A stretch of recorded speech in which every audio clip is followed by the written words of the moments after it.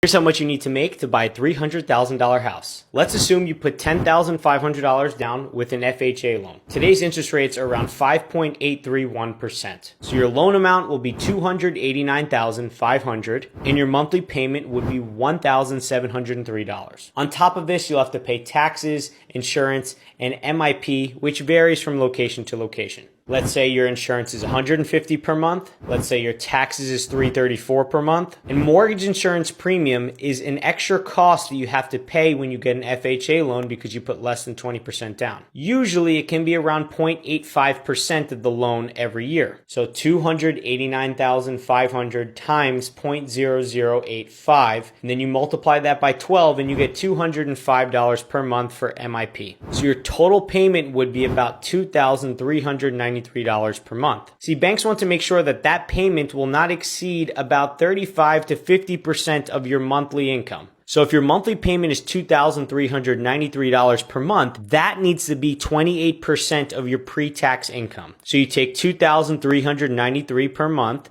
and divide that by 0.28. Then you need to multiply that by 12 to get your yearly income of $102,558 per year in order to afford a $300,000 house based off of these assumptions. Follow for more tips for beginner real estate investors.